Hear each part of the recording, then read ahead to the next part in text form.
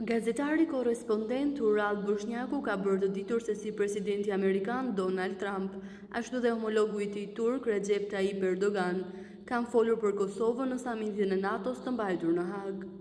Për emisionin Ora 7, Boshnjaku tha se Trump deklaroi se do të merret me çështje mes Kosovës dhe Serbisë, ndërsa nga ana tjetër Erdogan foli për rëndësinë e KFOR-it në veri të vendit. Dje patëm mundësinë të dëgjojmë në një konferencë për media presidentin e Shteteve të Bashkuara të Amerikës Donald Trump dhe menjëherë pas tij presidentin e Turqisë Recep Tayyip Erdogan.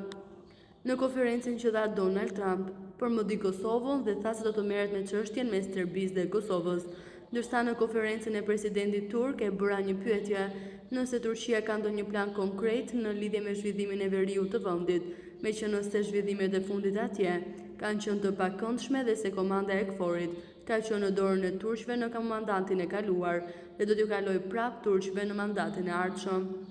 Në këtë pyetje presidenti turk u përgjigj se gjersa KFOR-i turk gjendet në Kosovë dhe në veri të vendit, gjithçka është e sigurt dhe do të jetë e sigurt, meqë KFOR-i turk ndodhet këtu për të sjellë paqe dhe stabilitet. Me këtë presidenti turk përçoi mesazhin se ata me të vërtetë janë të interesuar për Kosovën dhe se Kosova ka qenë pjesë e diskutimeve të tyre në samitin e NATO-s, është shprehur Boshnjaku.